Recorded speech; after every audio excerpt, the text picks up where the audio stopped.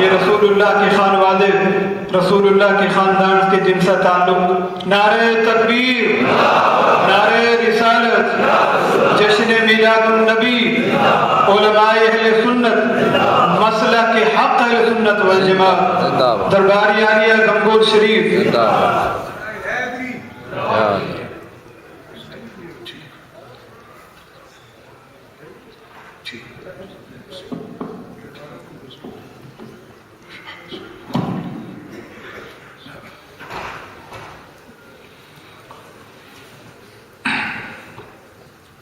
السلام علیکم ورحمۃ اللہ۔ الحمد للہ المبدئ المعید الغنی الحمید ذی العفو الواسع والعقاب الشدید، من ہداہ فہو السعید السدید ومن اضلہ فہو البعید الطرید، یعلم ما ظہر وما بطن وما خفی وما علن، والصلاة والسلام على اشرف الانبیاء خاتم النبیین سید المرسلین شفیع المذنبین سید الاولین والآخرین، سیدنا وحبیبنا نبینا وکریمنا ومولانا محمد صلی اللہ علیہ وسلم، عبدہ ورسولہ بالہدى ودین الحق ارسلہ۔ اما بعد فاعوذ باللہ من الشیطان الرجیم، بسم اللہ الرحمن الرحیم۔ الذين يتبعون الرسول النبي الأمي آمنت بالله صدق الله العظيم۔ وعن أبي هريرة رضي الله تعالى عنه قال قال النبي صلى الله تعالى عليه وسلم فضلت على الأنبياء بست، أوتيت بجوامع الكلم ونصرت بالرعب، أحلت لي الغنائم وجعلت لي الأرض مسجدا وطهورا، وأرسلت إلى الخلق كافة وختمت بها النبيون، رواه مسلم أو كما قال عليه الصلاة والسلام۔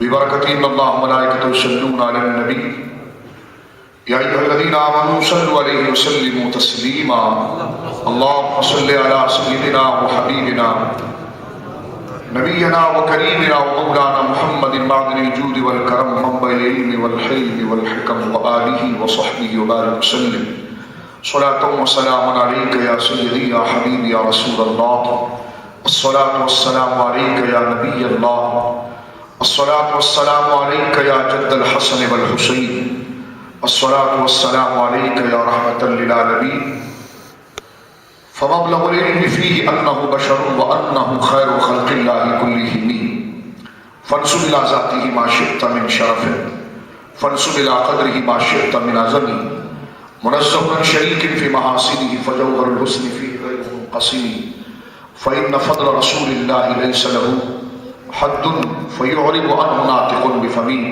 وأبيض يستسقى الغمام بوجهه ثمار اليتامى عصمة للأرامل، أنت لما ولدت أشرقت الأرض ضاءت بنورك الأفق، نحن في ذلك الضياء والنور سبل الرشاد نحترق، مولاي صل وسلم دائما سرمدا على حبيبك خير الخلق كلهم، رب اشرح لي صدري ويسر لي أمري واحلل عقدة من لساني يفقهوا قولي۔ اللہ کی حمد و ثنا نبی کریم صاحب التکریم باعث تخلیق ارض و سماء صلی اللہ علیہ وآلہ آلہ وصحبہ وبارک وسلم کی بارگاہ مقدسہ میں انتہائی محبت و عقیدت کے ساتھ درود و سلام پیش کرنے کے بعد تمام تعریف اللہ وحدہ لا شریک کے لیے ہے۔ حضرات مشائخ اعظام، علماء کرام، مفتیان اعظام، حاضران محفل، اللہ رب العالمین جل وعلا کی توفیق کہ اس نے ہمیں اپنے اور اپنے محبوبوں کے ذکر کے لیے یہاں پر جمع فرمایا۔ میں اس مسجد شریف کی جملہ انتظامیہ کا اور صوفی صاحب رضی اللہ عنہ وارضاہ عنہ کے جملہ شہزادگان کا، مریدین کا، متوسلین کا اخکر بہت مشکور ہے کہ اس بابرکت اور متبرک ذکر مصطفیٰ کریم صلی اللہ علیہ وسلم ملا شریف کی اس بزم میں ان بزرگوں کی توسط سے، ان مخلصین کی توسط سے اخکر کو حاضری نصیب ہو رہی ہے۔ میرے دوستو، الحمدللہ آپ تمام کا جمع ہونا اور آپ کے چہروں کی چمک یہ بتا رہی ہے کہ عنوان سے بھی آپ واقف ہیں اور مزاج سے بھی آپ واقف ہیں۔ سید عالم صلی اللہ علیہ وسلم کے ذکر مناقب اور آپ کی عظمتوں کے ذکر کے حوالے سے جس کو عنوان اہل سنہ اہل محبت میلاد النبی صلی اللہ علیہ وسلم کے حوالے سے ذکر کرتے ہیں، الحمدللہ آج اس کی تقریب موجود ہے۔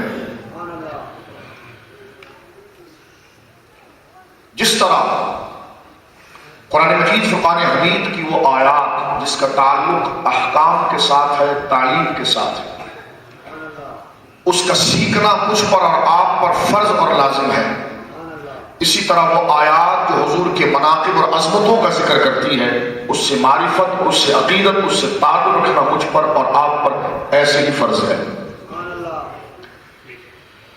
صرف نماز کے مسائل ہی کو جاننا شریعت نے لازم نہیں کیا، بلکہ اس کی مقبولیت کے لیے اس سے بڑا اعظم الفرائض میں سے اعظم الفرض، عظیم فرض جناب سید عالم صلی اللہ علیہ وسلم کی عظمت و شان کا اعتراف کو بھی اللہ نے لازم قرار دیا ہے۔ قرآن کریم کی آیات صرف احکام کو نہیں سکھاتی، حضور کے آداب کو بھی سکھاتی۔ ابھی نماز مغرب ادا کی گئی ہے الحمدللہ، تو آیات کے حصے پر عمل کیا گیا ہے جو تعلیم سے متعلق ہے۔ اب عشاء تک وہ مجلس جاری ہے جس میں تعظیم سے متعلق ہے، اور الحمدللہ اہل سنت و جماعت کا یہ تخصص ہے اور یہ امتیاز ہے، یہ شان ہے کہ قرآن کریم کے دونوں حصے ہمارے اکابر نے ہمیں صحیح طور پر تربیت میں عطا فرمائے ہیں۔ میلاد شریف کا یہ مجمع اور اجتماع اسی تیاری کا نام ہے، جہاں ہم اپنے اساتذہ کے پاس بیٹھ کر، استاد اور علماء کے پاس بیٹھ کر نماز کے مسائل سیکھتے ہیں، وہی ایسی مجلسوں کو منعقد کر کے سرکار کی ذات کے آداب کو سیکھتے ہیں۔ ہم حقوق والدین پر تو گفتگو کرنے میں بے چین نہیں ہوتے، لیکن حق کے مصطفیٰ کو بیان کرنے کے لیے ہر جگہ سے توپ جاری ہو جاتی ہے اور فتووں کی بات جاری ہو جاتی ہے۔ ایسا نہیں، کیونکہ حقوق العباد کے اندر، اللہ کے بندوں کے اندر باپ کا حق بہت نیچے ہے اور مصطفیٰ کا حق سب سے اوپر ہے۔ تو میرے دوستو، یہ مجلس نہ کسی تنازع کے لیے ہوتی ہے، نہ کسی انتشار کے لیے ہوتی ہے، نہ اختلاف کے لیے ہوتی ہے، نہ تفریق کے لیے ہوتی ہے، بلکہ اتحاد اور وحدت کے لیے ہوتی ہے۔ آپ میں سے اکثر وہ لوگ ہیں کہ مجھے نہیں جانتے ہوں، اور میں نے بھی شاید آپ دوستوں کی زیارت پہلے کبھی نہیں کی، لیکن جس تازگی سے آپ مجھے دیکھ رہے ہیں اور میں بھی تازگی کا اظہار کر کے آپ کو دیکھ رہا ہوں، تو یہ میری اور آپ کی قلبی ارادت جس تحت جم رہی ہے وہ محبت مصطفیٰ ہے۔ تو یہ ذکر امت میں وحدت کو پیدا کرتا ہے، انتشار کو ختم کرتا ہے، اختلاف کو ختم کرتا ہے، رنگ و نسل کے فرق کو ختم کرتا ہے۔ اس کو فتوے کی نظر نہ کیا جائے، اس کو مسجد حرام میں منایا جائے، اسے مسجد نبوی میں منایا جائے، اسے دنیا کی ہر مسجد میں منایا جائے، اس کو چھوٹے پیمانے پر نہیں بلکہ بڑے تاز و تس کے ساتھ اور عالی اہتمام کے ساتھ منایا جائے، کیونکہ اس وقت امت مصطفیٰ کو سب سے بڑی ضرورت اتحاد کی ہے، انتشار کی ہے۔ جن چیلنجز کا اور دہشت گردی کے الزامات یا دہشت اسلام کا نام لے کر اور اسلام کی غلط تشریحات کر کے جو دہشت گردی کی فضا کو قائم کر کے مسلمانوں کو بدنام کرنے کی کوشش کی جا رہی ہے، اس الزام سے برات کا اور منتشر امت کو اگر متحد کرنا ہے تو اس کا بہترین کاز میلاد مصطفیٰ ہے، جس میں رنگ و نسل کے فرق ختم ہو جاتے ہیں اور قلب ایک دوسرے سے جڑ جاتے ہیں۔ اس میں یہ نہیں دیکھا جاتا کہ میں پنجاب کا ہوں یا ہندوستان کا ہوں یا پاکستان کا ہوں یا انگلستان کا ہوں، بلکہ ایک دوسرے کے ساتھ جڑنے کے لیے جو چیز پیدا ہوتی ہے وہ حضور کی محبت اور حضور سے تعلق ہے۔ تو ایسی چیزوں کو فتووں کی نظر نہ کیا جائے، بلکہ ایسی چیزوں کو سیلیبریٹ کیا جائے، منایا جائے۔ دور جتنا ذات مصطفیٰ کریم سے دور ہو رہا ہے اور ہم جس قدر دور ہو رہے ہیں، ہماری وحدت و ارادت، ہمارے تعلق اور ذوق اور مزاج اسلامی کے اندر جو کمزوری آ رہی ہے، اس کی تجدید اور اس کی احیاء اگر ہوگی تو میلاد مصطفیٰ سے ہوگی، ذکر مصطفیٰ سے ہوگی، محبت مصطفیٰ سے ہوگی۔ وہ تعلق کے رشتے جو سرکار دو عالم کے ساتھ اللہ نے ہمارے لیے تعارف کیا ہے وہ کیسے ہوگا؟ جب آپ کی ذات کی معرفت حاصل ہوگی۔ میں کچھ بات کر دوں، آپ ناراض تو نہیں ہوں؟ مجھے اجازت ہے، کیونکہ میں نقد برائے تنقید برائے تنقید کا قائل نہیں، بلکہ کچھ تعمیری بات کریں۔ کچھ دن پہلے فیس بک سے میرے سامنے یہ فتویٰ موجود ہے، ایک نابینا شخص نے جاری کیا اور اس نے ساری امت کے دل پر ایک خنجر مارا، کہا کہ میلاد کرنا حرام. بلکہ آج تو میرے کسی ساتھی نے پاکستان کا ایکسپریس نیوز جو ہے انگلش میں اس پر بھیجا ہے اور نام نہاد مفتی اعظم کی سند لگی ہے اوپر، انہوں نے کہا یہ حرام ہے، یہ ناجائز ہے. میں نے کہا آپ کے ملک میں عید الوطنی جائز تھا؟ یعنی میں پھر عرض کروں بڑی معذرت کے ساتھ، آپ اس موضوع کو سننا بھی نہیں چاہتے نہ میں اس کو لانا چاہتا ہوں، لیکن کچھ ضرورت کو ہم سمجھیں گے تو اس کی اہمیت کو ہم جانیں گے. آج ساتھ تمام عالم اسلام جس خوف، جس دہشت گردی، جس اختلاف، جس انتشار کا باعث ہے، اس فضا میں یہ فتویٰ جاری کرنا کہ میلاد کرنا حرام اور شیطانوں کا کام. ہم صرف جواب دے رہے ہیں، کسی پر اٹیک نہیں کر رہے. غلط بات پھیلائی جائے گی تو شریعت ہمیں پابند کی امر بالمعروف نہیں کرتا. مروان بن حکم کے لوڈے اگر ممبر پر بیٹھ کر غلط بات کریں گے تو حسین کے شہادت کے اندر ان کی پکڑے گی. اللہ اکبر یا رسول اللہ. میں پوچھنا چاہتا ہوں کہ کوئی ترجمان یہ جواب دے سکتا ہے کہ جب پورے ملک کے اندر عید الوطنی پر اربوں ریال خرچ کیا گیا اس کو اسراف نہیں کہا گیا؟ کسی ایک لال مال کندھے پر رکھنے والے یا سر پر رکھنے والے شخص نے فتویٰ جاری نہیں کیا.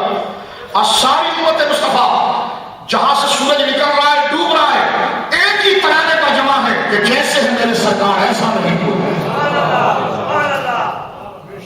آج ناموس رسالت کے تحفظ کے لیے جناب سید عالم صلی اللہ علیہ وسلم کی محبت کی عقیدت کے لیے گورے اور کالے کا فرق ختم ہو گیا، زمانوں کا فرق ختم ہو گیا، اور ہر زمان والا یہی جملہ کہہ رہا ہے کہ سب سے اولا اور اعلیٰ ہمارا نبی، سب سے بالا اور اعلیٰ ہمارا نبی. تو اس وحدت کو پارا پارا کرنے کی ضرورت ہے یا امت کے مخلصین بن کر اس کو جوڑنے کی ضرورت ہے؟ کاش میلاد محفل نہ منائی جائے تو کم سے کم بخاری کی حدیث تو حرم کے ممبر پر پڑھ دی جائے کہ حضور آئے کہاں سے، حضور کے ماں باپ کون تھے، حضور کا خاندان کون سا تھا.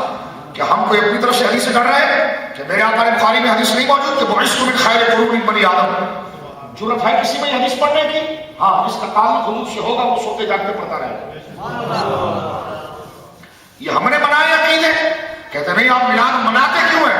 تو میں نے کہا یہ حدیث پڑھنے کے لیے کوئی ماحول تو بنانا پڑے گا. یہ کیا گردن نیچے رکھ کر گھٹ گھٹ کے پڑھی جائے گی؟ کیا ایاک نعبد و ایاک نستعین وان المساجد للہ فلا تدعوا مع اللہ احدا قرآن اس پر ختم ہو جاتا ہے؟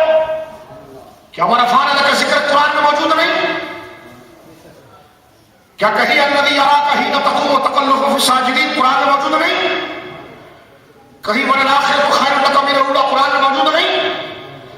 ان اللہ وملائکتہ یصلون علی النبی کے محبوب یہ کیڑے مکوڑے اگر تجھے نہ مانے تو ان کو کیا ہوتا ہے؟ ہم خدا ہو کر تیری تعریف کرتے ہیں.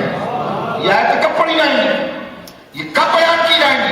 اس کا مصرف کیا ہوگا؟ اس کا پرپس کیا ہوگا؟ میلاد نبی ہوگا. اور اصل چیز ہے ذکر مصطفیٰ. رجب میں کریں تو میلاد نبی کے نام سے آپ یاد کرتے ہیں. رمضان میں کریں تو نزول قرآن. کسی عام دن میں کرتے ہیں تو معجزات مصطفیٰ، ذکر مصطفیٰ. پھر اس مہینے میں کرتے ہیں جس میں آقا آ گئے تو پھر اس کو کہا جاتا ہے میلاد مصطفیٰ. کہتے ہیں میلاد نہیں کہنا چاہیے. میں نے کہا حضور سے میں نے آئے کہا، میں نے کہا آپ کوئی بھی ٹائٹل دے کر وہ حدیث سے پڑھ دیں گے حضور کی آمد کی چلے اور یہ پھٹے ختم کریں. جب محبت ایک، جب نبی کا کلمہ پڑھ لیا ہے تو بال بال کی کھال نکالنے کی ضرورت کیا ہے؟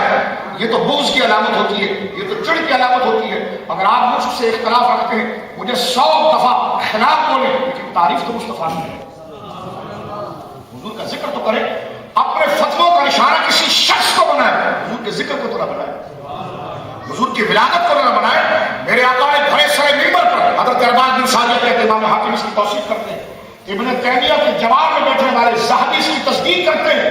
کہتے ہیں سرکار نے بھائی مجمع میں فرمایا اے میرے صحابہ مجھے جانتے میں کون؟ فرمایا انی عبداللہ وانا خاتم النبیین وابی منجدل فی دینہ سأخبرکم عن ذلک انا داؤد و ابراہیم وبشارۃ عیسیٰ ورؤیا ام عامرہ التی رأت. کاش یہ حرم کے اماموں، کاش یہ حرم کے میناروں کو حدیث سے سن رہی ہوتی، کیونکہ یہ ہم نے تو نہیں پڑھائی، یہ صوفی صاحب کی مینار نے تو نہیں لکھی. یہ تو سرکار علیہ السلام کی وہ مقدس خطبات ہیں کہ پوری زندگی. میں بڑا حیران ہوا کہ جناب ربیع الاول میں آگے چلتا ہوں لیکن پھر ہم ضرورت اس کے کرنٹ ایشوز کو دیکھیں. زمین کے نیچے اور آسمان کے اوپر کی بات تو ہم کریں گے، لیکن جو زمین کے اوپر ہو رہا ہے اس کو بھی تو ہم دیکھیں. اور یہ بات ہے میں پھر عرض کروں کہ مسلمان ہونے کی حیثیت سے میری بات پر آپ یقین کریں، میں انتشار کے لیے نہیں بات کر رہا، لیکن سوائے حق بلند کرنا ہر مسلمان کا حصہ ہے. کیا سازش اسلام کے خلاف ہو رہی ہے اس کی ہر جہت کو دیکھنا میرا اور آپ کا حصہ ہے. جو ہماری صفوں کے اتحاد کا باعث ہے اس کو ہم ہٹا دیں، اس کو فرقہ واریت کا نام دے، تو میں کہتا ہوں یہ غلط انٹرپریٹیشن ہے، یہ غلط بات ہے.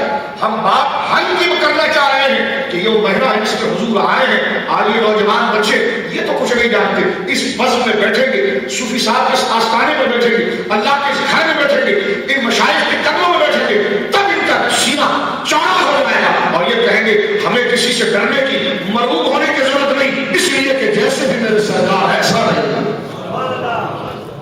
تو یہ حضور سید صلی اللہ علیہ وسلم کی عظمت اور قدر کو واضح کرنے والی چیز ہے میرے دوستو. ایک بات میں تھوڑا سا آگے لے کر چلتا ہوں اور ایک آدھ کنفیوژن پر بات کرنا چاہتا ہوں. کہتے نہیں ہمیں میلاد پر اعتراض نہیں ہے، تو میں نے کہا مناؤ پھر. جس طریقے سے آپ دوست سمجھتے اس طرح کر رہے ہیں آپ. اختلاف کیا ہے میرے بھائی؟ ذکر مصطفیٰ حضور کی تعریف ہے، حضور کی توصیف ہے.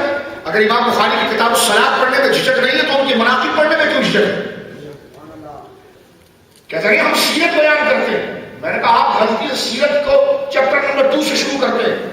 آپ کو چاہیے کہ سیرت کو چیپٹر نمبر 1 سے پڑھیں، کیونکہ کتاب نمبر 1 سے شروع ہوتی ہے، 2 سے نہیں. 2 میں تو یہ لکھا ہے کہ حضور تجارت کیسے کرتے تھے، لیکن چیپٹر 1 میں یہ لکھا ہے کہ سرکار کا خاندان کیسا تھا، سرکار کی ولادت کیسی ہوئی، سرکار کی ولادت کے وقت جو کرامات اور عجائبات کا ظہور ہوا اس کا کیا مقصد تھا. تو میرے دوستو کتاب اگر مکمل پڑھی جائے تو نہ حضور کی تعلیم سے بندہ بھاگ سکتا ہے، نہ حضور کے ذکر سے بندہ بھاگ سکتا ہے. تو ضرورت اس سوال کی ہے. اگر تھوڑا آگے سولوشن بنتا بھی ہے تو کچھ چیزیں خاص مثال کے طور پر دیکھیے.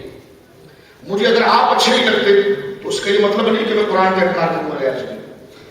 آپ اگر داڑھی رکھیں تو میں داڑھی نہ رکھوں، آپ اگر قرآن پڑھیں تو میں قرآن نہ پڑھوں. یہ تو جہالت ہے. یہ تو اصول کا تو انکار نہیں کرنا چاہیے. اور یہ کسی فرقہ واریت کا نہیں بلکہ یہ ایشو کو فرقہ واریت ختم کرتا ہے.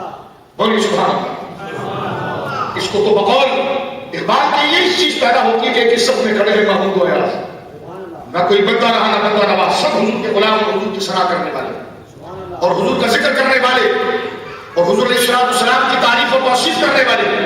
اب میرے دوستوں ذرا سنیے، ایک دو بات میں ذکر کرتا ہوں کہ وہ سارے مسئلے اپنے ہاتھ میں حل ہو جاتے ہیں. پتہ نہیں جب بات حضور سید عالم کے ذکر کی آتی ہے تو پھر اس کو دوسرے اینگل سے دیکھا جاتا ہے، اپنے مقصد کو دوسرے اینگل سے دیکھا جاتا ہے. میں پھر عرض کروں آپ اہل علم ہیں، ایک اس وقت کے اصلی تیزی اور رفتار کے بہت اعلیٰ ملک کے اندر آپ بیٹھے ہیں، تو میں نہیں سمجھتا کہ آپ اس کو میری بات کا غلط مقصد لیں گے کہ جناب آپ کچھ کرنا چاہ رہے ہیں. میں کچھ نہیں کرنا چاہ رہا، میں اس کو مذاق کرنا چاہ رہا ہوں، ذہنوں کو کلیئر کرنا چاہ رہا ہوں. اور اس لیے کہ ہم سیدھا آگے چلیں کہ سیدھی سڑک یہ شہر شفاعت نگر کی ہے. میرے دوستوں توجہ کیجیے آپ کہ ہمیں اس سے اختلاف